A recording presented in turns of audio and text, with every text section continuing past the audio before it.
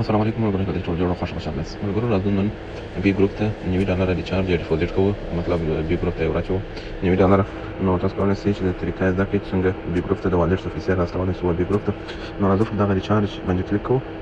ریچارج چې کله کلیک وکړئ دلته هم تاسو ته لیکلي چې شل لاسونه چې دلته یې انتخابولی شئ، خو که د دغو څه مختلف وي بیا دلته زه ورته لیکم. مطلب دلته زه اوس $90 راستوم، یو نوي پکښې لرم په والټ کې، نو 80 سنټه کمیشن کېږي، نو 90.0 به کړم.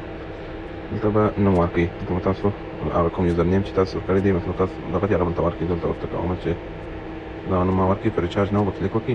دلته به بیا راشئ پر دغه ورچوال کرنسي USDT چې RC10 دغه اول نه پر دغه لاندې دغه اکسچینج والټ ریچارج اول نه لاندې د دویم دانه په دغه به کلیک وکړئ. پر دې تاسو کله کلیک وکړئ دلته تاسو یو کرنسي نیم لیکلی دی USDT ده، چین نیم لیکلی دی، RC10 دی، چین لیکلی دی، دغه تاسو ID ده، دا به کاپي کړئ.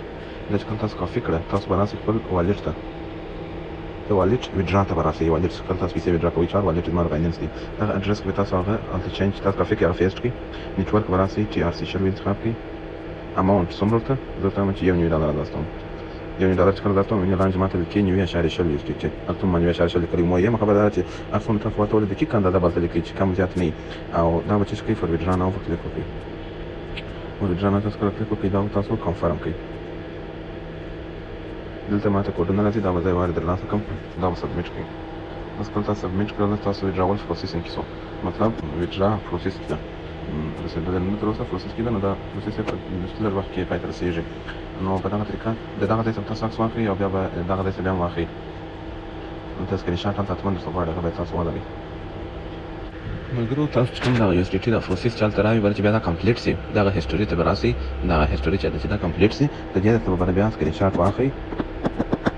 سکرین شاټ به دې درته واخلئ، کله واخلئ بیا به راسئ بي ګروپ ته.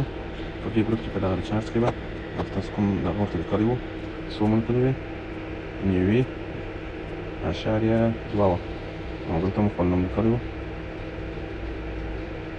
یوزر نیم په ځای کې دا خپل دغه ورکړی دی. په دا ریچارج ناو به کلیک وکړئ، د دویم به انتخاب کړئ. بیا به دلته د افلوډ سکرین شاټ ته راسئ، دلته به هماغه سکرین شاټ د هسټوري ده ورته افلوډ کړئ. بیا به څه شی وکړئ، بیا به په سبمیټ کلیک وکړئ. سبمیټ چې کله تاسو کلیک وکړئ نو سبمیټ سکسسفل شو. تاسو به راسئ اکاونټ ډیټیل ته، په ریچارج به کلیک وکړئ. پینډینګ کې سواله دا ویډرا پینډینګ کې سواله انشاءالله ډېر ژر برابر سي هلته د هسټوري کې چې هغه کوم تاسو ویډرا کمپلیټ سي هغه څه ته سکرین شاټ واخلئ، دلته بیا ورکړئ سکرین شاټ دا غواړي حتما. نو دغه ملګرو د لږ ځنډ وروسته زما ویډرا راورسېده، د اکاونټ ډیټیل به کلیک وکړئ. زما ویډرا چې ده د ریچارج کلیک وکړئ کمپلیټ شوې ده. دغه زما اکاونټ ته هم $104 زما اکاونټ بیلنس. دغه د ویډرا طریقه وه، تاسو چې طریقه مو زده شوې وي، که بیا کوم مشکل پوښتنه وه ما سره نیولی شئ. دغه د ویډرا طریقه وه. مننه.